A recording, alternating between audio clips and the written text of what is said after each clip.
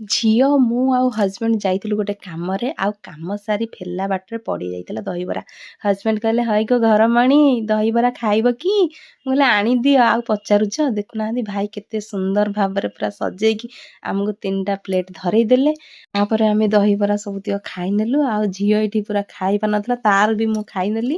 ତାପରେ ଏଠି ସାଙ୍ଗମାନେ ଦେଖନ୍ତୁ, ସିଏ ଭାଇ ବହୁତ ସୁନ୍ଦର ଭାବରେ ଦହି ପାଣିରେ ଲୁଣ ଆଉ ଲଙ୍କା ଛେଚା ଆଉ ପାଣି, ଓଫ୍ ବହୁତ ବଢ଼ିଆ ଭାବରେ ମାନେ ସେ ଗୋଟେ ପାଣି ପାଗ କରିକି ଦେଲେ, ପିଇଦେଲି ପୁରା ପେଟେ। ତାପରେ ପଳେଇ ଆସିଲୁ। ଆଉ ଏଠି ଝିଅ ଦେଖନ୍ତୁ କ'ଣ କରୁଛି ନା, କହିଲା ଆଇସ୍କ୍ରିମ୍ ଖାଇବି। ମୁଁ କହିଲି ହଉ ଚାଲ, ଆଜି ତ ବାପାର ସବୁତିକ ପଇସା ଝଡ଼େଇଦେବା। ତ ଦେଖିଲା ବେଳକୁ ସାଙ୍ଗମାନେ ଏଇ ଆଇସ୍କ୍ରିମ୍ଟା ହିଁ ଆମେ ବାଟରେ କଥା ହେଇକି ଯାଉଥିଲୁ ଖାଇବୁ ବୋଲି, ଆଉ ଦେଖିଲା ବେଳକୁ ଏଇଟା ହିଁ ଆମକୁ ଆଜି ମିଳିଗଲା। ସାଙ୍ଗମାନେ ଆମେ ଝିଅର ମୋର ଆଇସ୍କ୍ରିମ୍ ପୁରା ଚାଟି ଚୁଟିକି ପୁରା ସଫା କରିଦେଲୁ। ତାପରେ କ'ଣ କଲୁ ନା, ଘରକୁ ପଳେଇ ଆସିଲୁ। ଆଉ କ'ଣ କରିବୁ?